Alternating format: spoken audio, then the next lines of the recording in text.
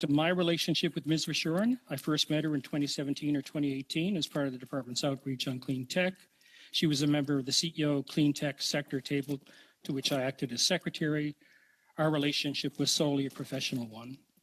On the allegations regarding HR and administrative issues at SDTC, I had no knowledge of this until I learned of the whistleblower's allegations. I immediately discussed this situation with the Deputy Minister, and we agreed that I should withdraw from any further engagement with the board while the matter was under investigation. To avoid any risk of real or perceived bias in the investigatory process, I also played no role in it. Thank you, Mr. Chair. Over to you. Thank you, Mr. Noseworthy. I'm going to get through 3 rounds in this session. The first round will consist of 4 members, 6 minutes each. Mr. Perkins, you'll lead us off, please. Thank you, Mr. Chair, and thank you, Mr. Noseworthy. Mr. Noseworthy, when you were Assistant Deputy Minister at the Industry Department, you served as an observer on the board at SDTC for 6 years, I understand it, until I believe you retired in 2023. Is that correct? Sir, first, I take issue with the word observer, which I believe implies a greater responsibility than I had. I was there at their invitation to offer information and nothing further. I withdrew from the board before I retired when we first became aware of the whistleblower's allegations. And I believe that was so you were there at the board's invitation. So your boss at the time, for most of that time, former Deputy Minister Newbley of the Industry Department, said he insisted that you be at the meetings as his eyes and ears. So are you incorrect in your assumption, or is he incorrect in what he told the committee? Sir, I'm not sure these things are mutually exclusive. If you take a look at the board minutes, they clearly indicate I'm there at the invitation of the board.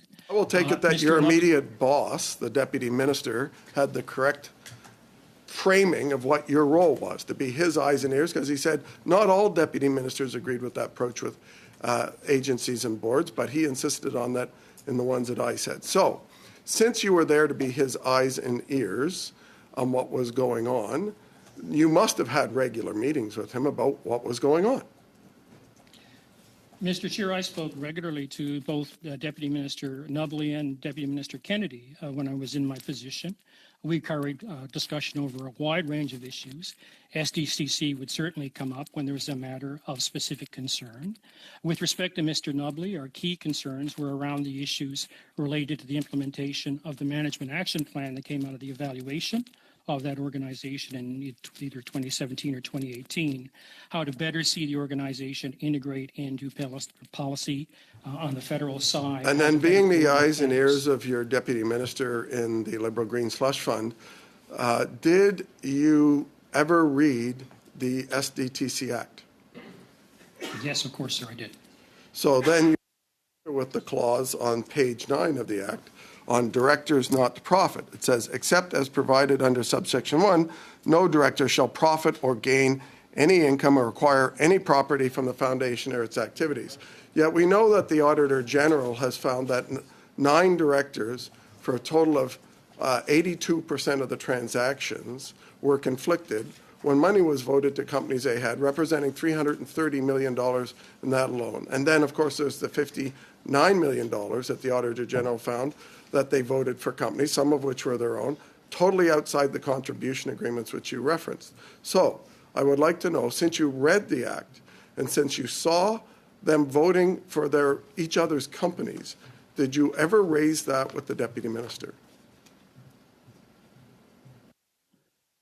Sir, what I saw in front of me at SDTC was a regularly functioning board where people recused themselves where they thought there was a real reason to. So I'll read it again because I don't see anywhere in the Act where it says it's okay to vote yourself property or investments if you recuse yourself. So let me read it again. Except as provided under subsection 1, no director shall profit or gain any income or acquire any property from the foundation or its activities.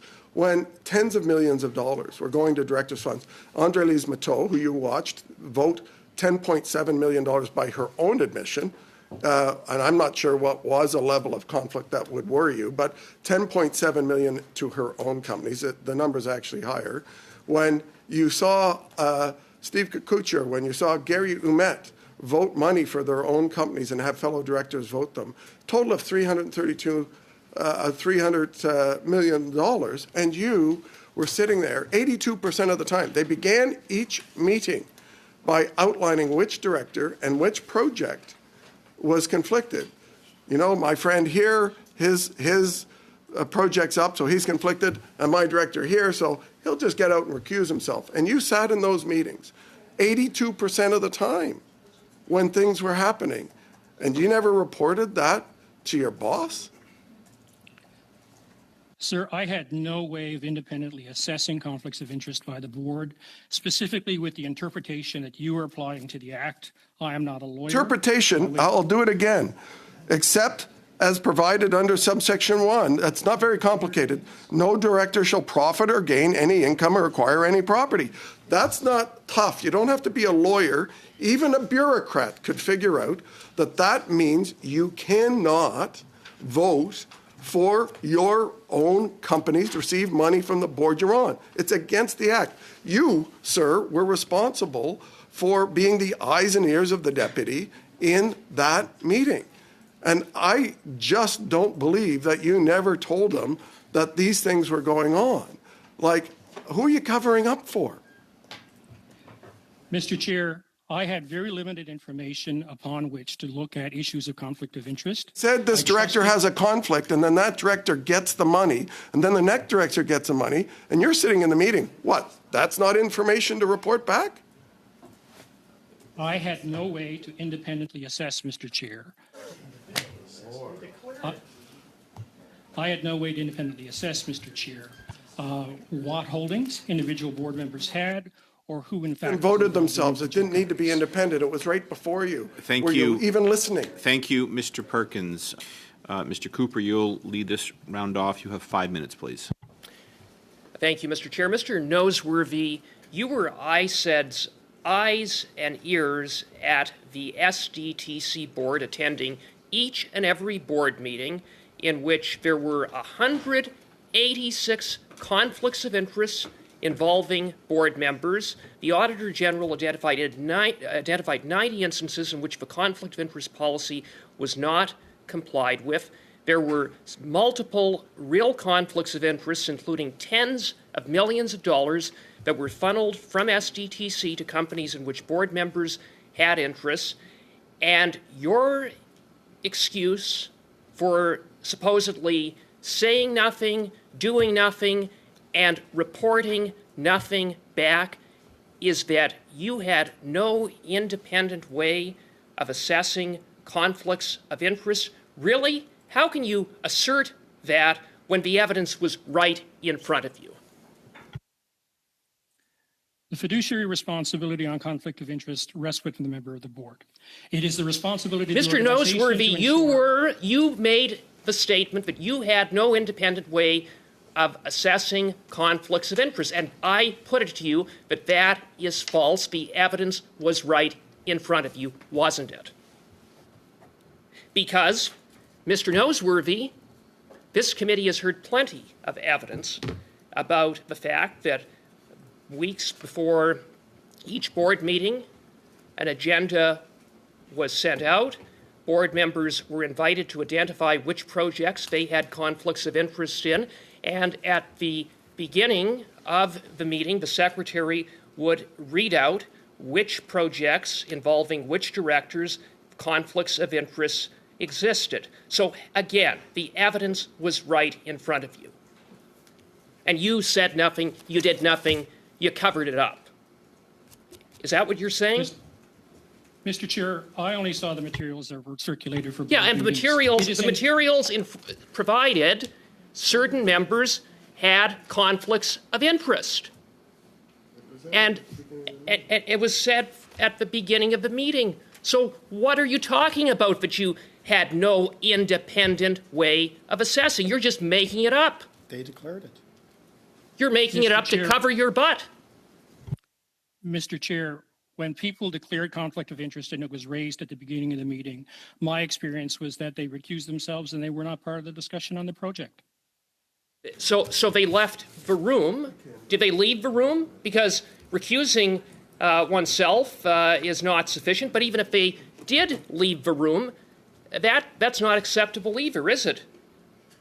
Because Section 12 of the SDTC Act states very clearly that no director shall profit or gain any income or acquire any property from the foundation or its activities.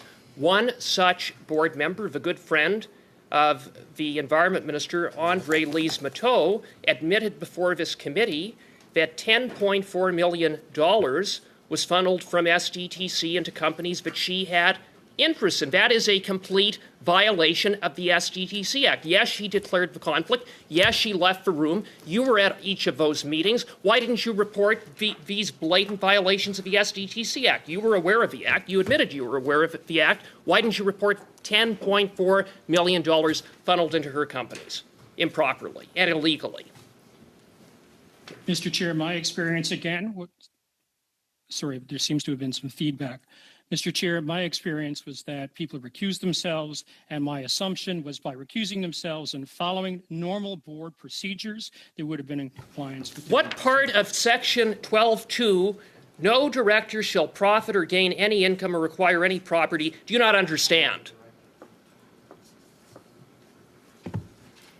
I am not a lawyer, sir, and Mr. Chair, I believe that clause needs to be read in reflection on what the general rules and procedures $10.4 million of boards exist. going into Point of order, companies Mr. Chair. that Andre Lise-Matteau had interest in. Mr. Cooper, just I have a point of order. Yes, Ms. Khalid. Chair, we've spent a lot of months and years trying to make sure that our interpreters are well taken care of. We don't need to yell that loudly when we're talking into a microphone, because I do believe that it is hurting their ears. So, Chair, if you can, if you can please. Thank you. Okay, thank you. All right, I was hearing Miss Khalid. It's all right, Mr. Durain. I appreciate your concern. It's one I share.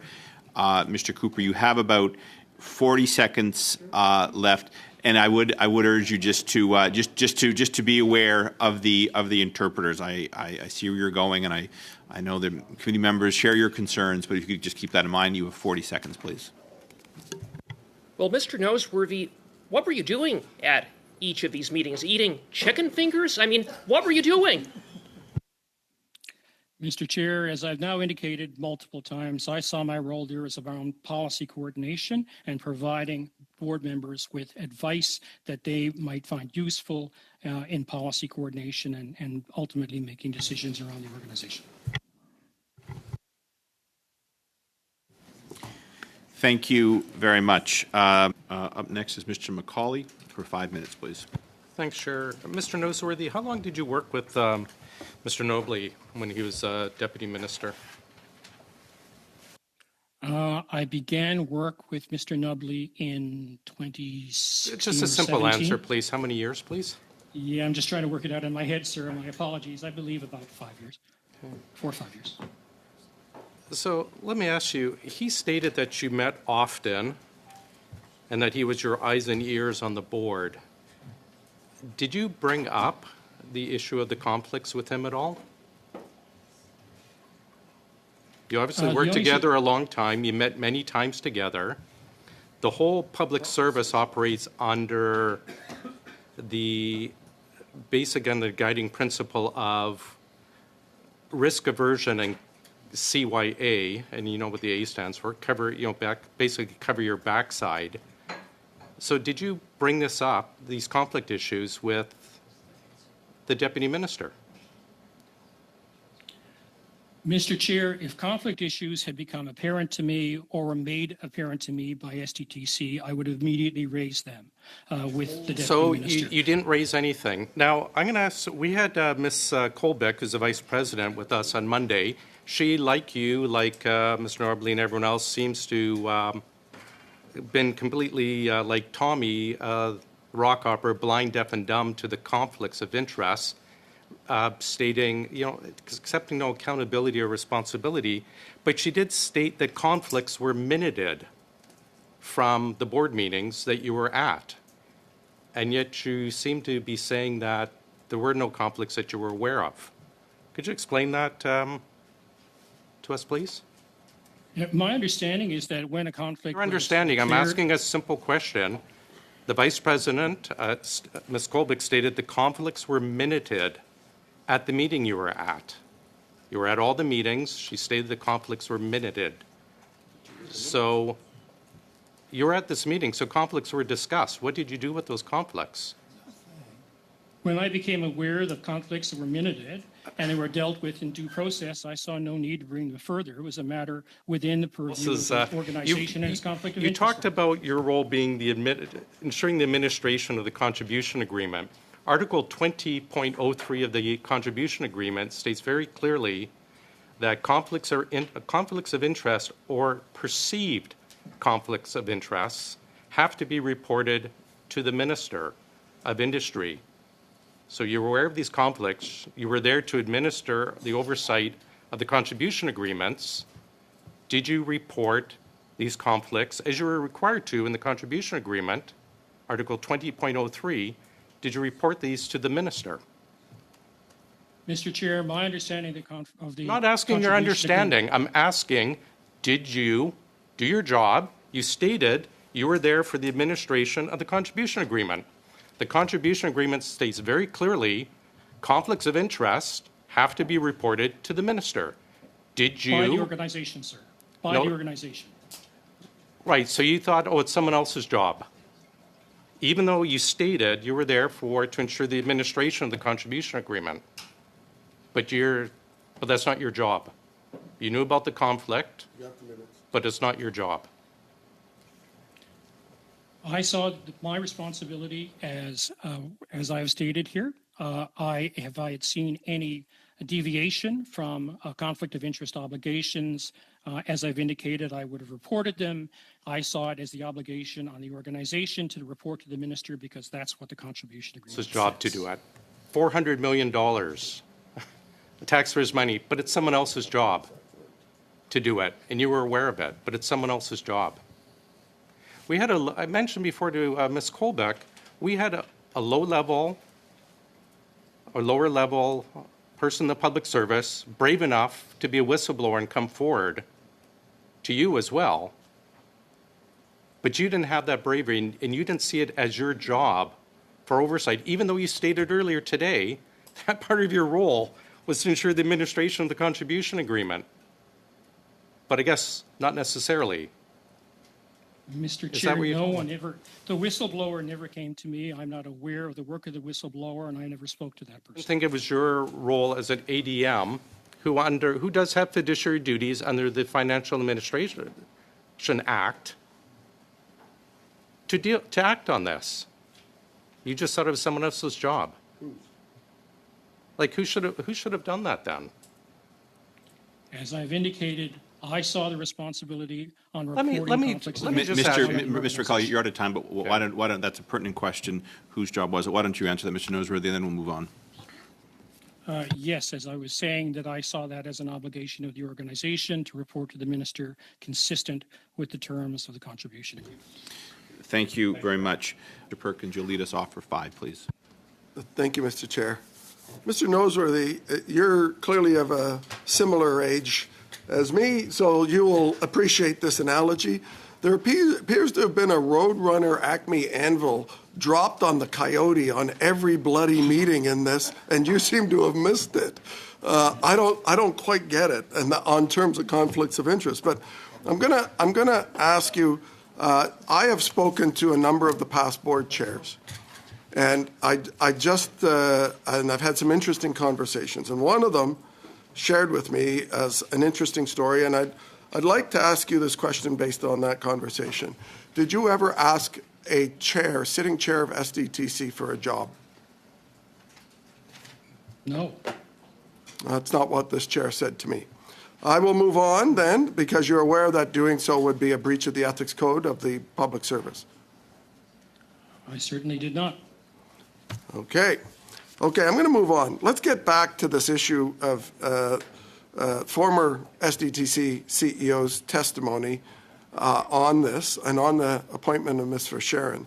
And she testified before Parliament and said that it was you that informed her that Ms. Vishurin would be appointed and would replace Mr. Balsillie. Yes, I was asked by the Deputy Minister's office to call her and inform her that an order in council had been cut appointing Ms. Vishurin to the position.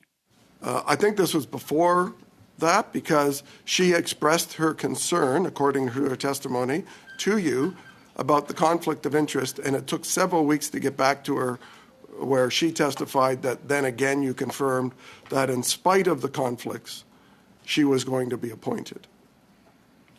I recall two conversations with the former CEO on Ms. Vishurin and her conflict. The first was when she informed me that Ms. Vishurin was a candidate and that she had informed Ms. Vishurin that she should seek the advice of the Conflicts and Ethics Commissioner. And the second was the conversation I just described. And you mentioned the deputy's office told you to say this. We couldn't quite get that out of either of the two deputies. Who in the deputy's office told you to tell Ms. Lawrence this? I don't recall. It's a common practice to inform the CEO Deputy? Of that type of a decision. I suspect that was at the time that Mr. Nubley was in the process of retiring. I suspect it was someone within his office, perhaps the corporate secretary or someone else. I don't recall the specifics. Could you, who would that have been, the corporate for Mr. Nubley? I can't recall the name, sir, but I'm sure the department can provide it. Okay, we will follow that up. So did you say to her that the conflicts will be managed? I don't recall ever using that term in a discussion with Ms. Lawrence. When I advised her, as she's reported, that Ms. Vishurin was to be appointed or had been appointed, she expressed concern about the conflicts. I'm sure we talked at that time about the importance of the organization having solid conflict of interest. So were you aware that Mr. Emet had applied or been considered and was rejected before Ms. Vishurin was the president? No. Or was the chair, I should say. You don't? But you do recall him being appointed after Ms. Vishurin, because Ms. Lawrence testified that he was rejected because of his conflicts. And then after Ms. Vishurin was appointed where managed conflicts would be in, she testified that he was then put back on the list to be a director now that conflicts were okay. I have no knowledge of that. You have no knowledge of that. Another Acme sort of squashing thing happening here. You remember quite a lot of details about your expertise or thoughts about how good this organization was, but you don't seem to remember any of the meetings that you attended when it came to conflicts of interest, when everybody was having to leave that meeting. Every meeting, at least several, were having to leave and recuse themselves. There must have been a lot of wind blowing by as they went out the door before their colleagues voted them more money. And then you never said anything. Like, it's incredulous to believe this, that you would sit there and say nothing to anyone about this. Now, I'll ask you once again, or ask you, do you regret now never having raised these issues of conflicts of interest with your direct supervisor? And by the way, did you get a bonus every one of those years you were on this board? Mr. Chair, I could only speak to my deputy minister about what I saw in front of me. The conflicts of interest, which have since come to light with the organization, were not obvious to me. They were not presented in a way that caused me sufficient concern. And the second part of my question? I think I received compensation, which includes an annual performance bonus that is similar to every other ADM in the federal system. Thank you very much. Next, Mr. Cooper, you have the floor for 5, please. Thank you, Mr. Chair. Mr. Noseworthy, the Auditor General in her report noted that with respect to the $38.5 million in so-called COVID relief payments, that ICID supported STDC's decision to funnel those monies out the door. Is that correct? We accepted the decision of the organization to provide those funding, or that funding, yes. And notwithstanding that those monies did not comply with the contribution agreement, correct? The advice that we were working under is that as those projects were extensions of existing projects that had been previously approved, that they were in compliance with the contribution agreement. And the minister's office was informed. The minister was informed of those payments. Correct? You stated that SDTC wrote to the minister. That is correct. Okay. Thank you for that. I will now be moving a motion that in relation to its study on Report 6, Sustainable Development Technology Canada, of the 2024 reports 5 to 7 of the Auditor General of Canada, in which the committee is examining the Liberal government's $400 million green slush fund corruption scandal, the committee, A, make the following interim report to the House. Your committee wishes to admonish the Minister of Innovation, Science and Industry and the Minister of Environment and Climate Change for failing to make themselves available to give evidence on the committee's examination of Sustainable Development Technology Canada, despite being invited by the committee on June 6, 2024 and October 7, 2024, respectively, and recommends that the House order that these ministers in hiding each appear before the committee for 2 hours before House recesses for the Christmas break, and B, if necessary, hold additional meetings to accommodate the ministers. Mr. Cooper, could I ask if you have sent that motion in to the clerk as of yet? And if not, could you do that right away, please? I believe so, and if not, we will do so momentarily. Let me, I'm going to just, I'm going to suspend for just a few minutes. I'm going to consult with the clerk, and I'm going to endeavor to have the translated motion sent out very quickly. I'm going to go back to Mr. Cooper. Your motion is in order, and you have, it's been sent out to members, and you have the floor, sir.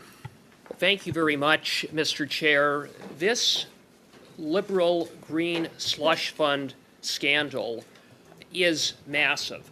$400 million taxpayer dollars that went out the door improperly, including $330 million involving conflicts of interest of board members, 186 conflicts of interest of board members, including tens of millions of dollars that were funneled directly into companies in which board members had interest in. And as we heard today, we had an assistant deputy minister who was the eyes and ears of the department, who sat in on each of these meetings as money improperly went out the door, including instances of board members padding their own pockets and contravening the SDTC Act. What we also have are two ministers in Justin Trudeau's cabinet who have a lot to answer for, who are in hiding. The Environment Minister, Stephen Guilbeault, and the Minister for ISED, Francois-Philippe Champagne. This committee called on Minister Guilbeault to appear before this committee all the way back on June 6. It's now November 27th, and Minister Guilbeault hasn't found the time to fit an appearance before this committee in his calendar. He is essentially thumbing his nose at this committee and thumbing his nose at answering questions and being accountable as minister. And Minister Guilbeault has a lot to answer for, because it was Minister Guilbeault who was a lobbyist for Cycle Capital, a close associate of Andre Lise-Mateau, who is and was the CEO of Cycle Capital, who sat on the SDTC board when $10.4 million was funneled illegally, in contravention of Section 12.2 of the SDTC Act, into companies that was within Cycle Capital's portfolio and that Andre Lise-Mateau had interests in.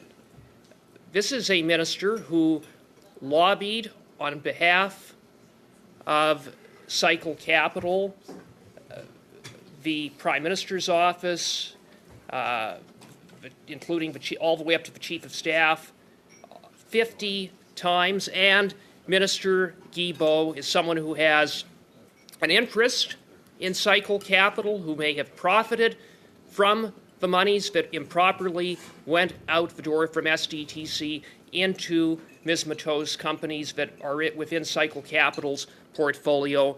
And Minister Guilbeault sat around the cabinet table when this cabinet voted to approve $700 million taxpayer dollars to go to this corrupt SDTC Green Slush Fund.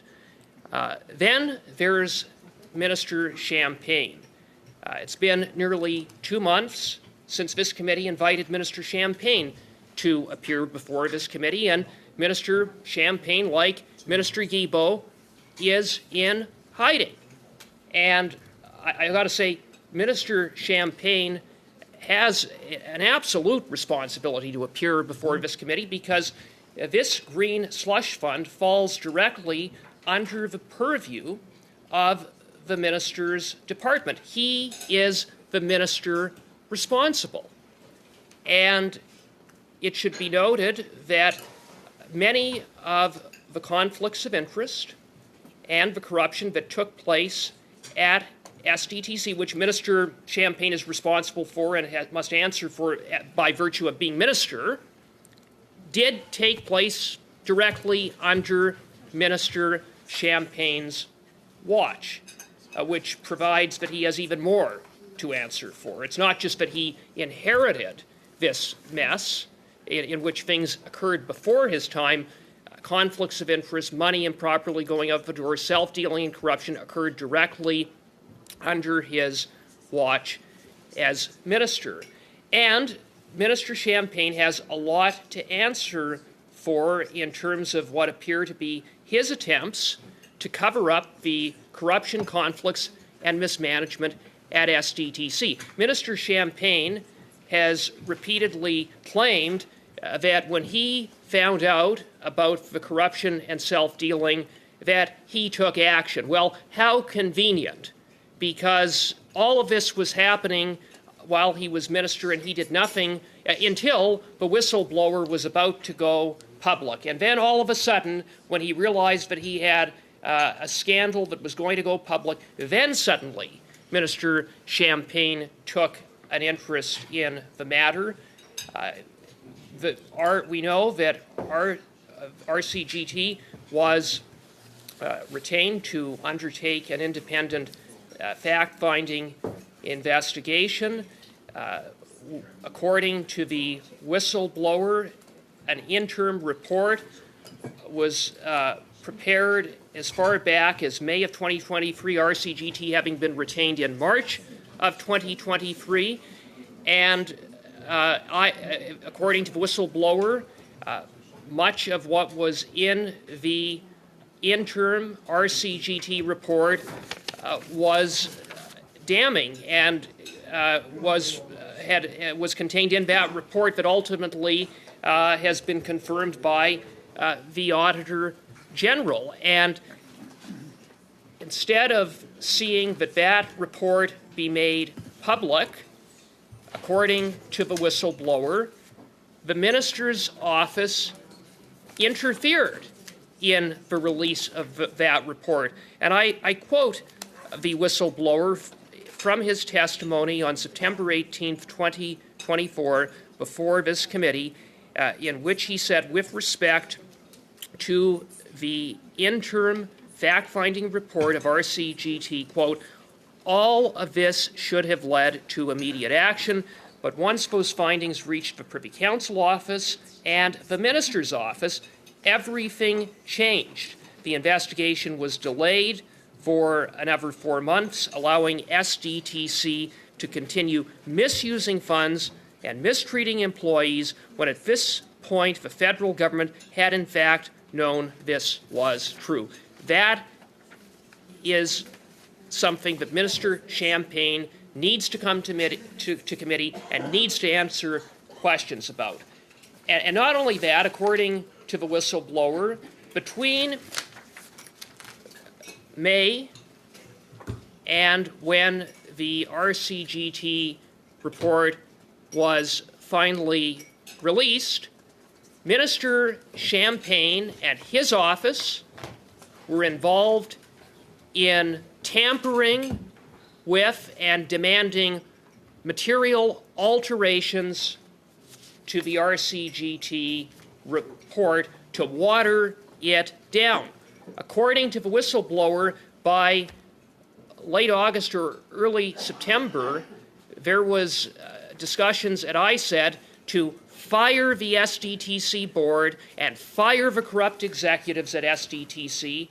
But suddenly, when the minister got wind of that, that changed, that didn't happen. And we know that that was, in fact, what didn't happen, because when the RCGT report was issued in October, which was a damning report, much of it, if not all of it, supported by the Auditor General's later report, and by the way, the Auditor General found even more damning evidence again in terms of what was going on at SDTC. The minister kept the board in place, including the corrupt and conflicted chair, Annette Verschaeren. So for all of these reasons and more, we need to hear from Minister Champagne.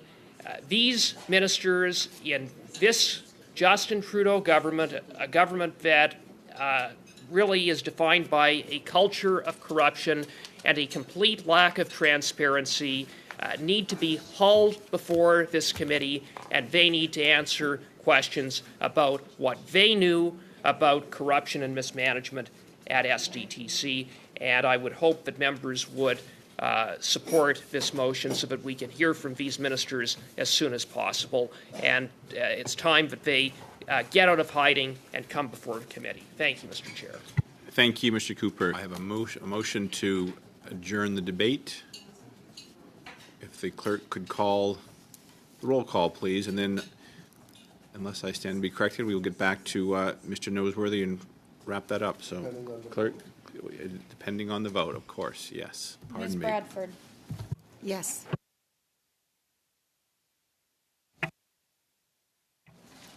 Monsieur Drouin. Mr. Erskine-Smith. Yes. Ms. Khalid. Yes. Ms. Yip. Yes. Mr. Brock. No. Mr. Cooper.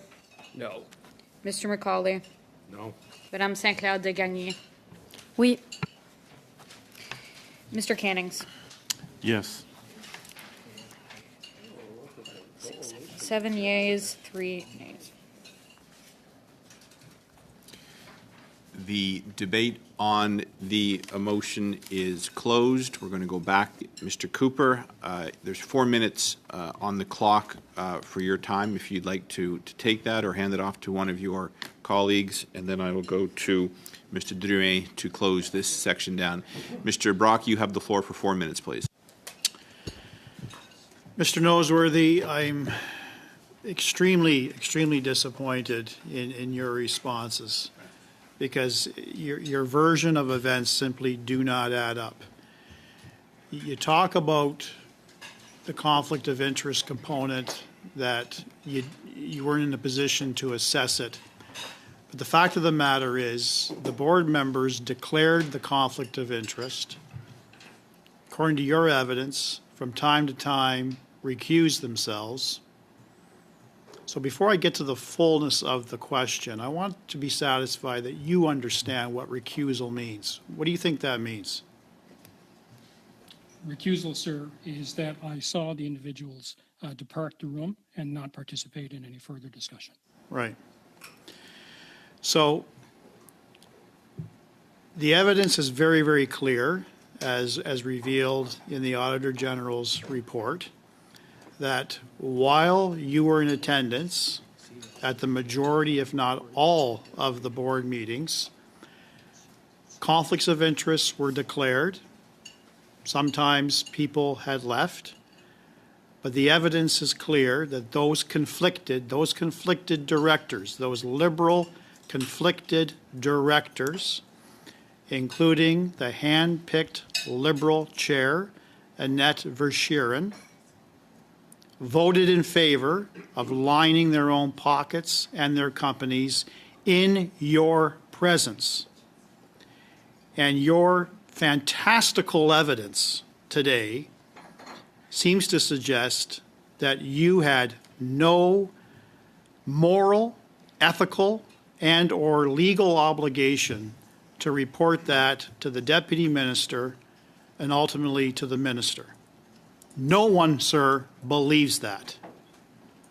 You are a senior public servant, and I would hope you have the best interests of the taxpayer in mind.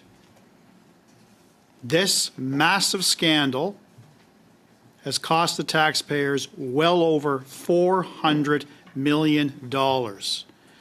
Your evidence, sir, of remaining essentially mute because your belief, pursuant to the contribution agreement, is that the board was to report these conflicts, which clearly they didn't, does not absolve you, sir, of your responsibility. You were extremely negligent. So the gig is up, and I don't know who you're trying to protect, but do you have anything to say about your lack of respect for the Canadian taxpayer, sir? Mr. Chair, when I saw potential conflicts of interest, I saw people recuse themselves, and I saw nothing to report. On your last occasion, sir, you lied. You claimed that Annette Verschuren at all times conducted herself completely appropriately. That is an absolute lie. In the words of Annette Verschuren herself, after she was outed by the Auditor General, by the Ethics Commissioner, she was found guilty by not recusing herself, by not leaving the boardroom in your presence. Why did you lie to us? I do not recall that circumstance. You do not recall the circumstance. How convenient. You have a problem with your memory generally or just specifically when you're asked tough questions? I'm not sure that is an appropriate answer to that question. Because you're caught in a lie. Mr. Brock, that is your time.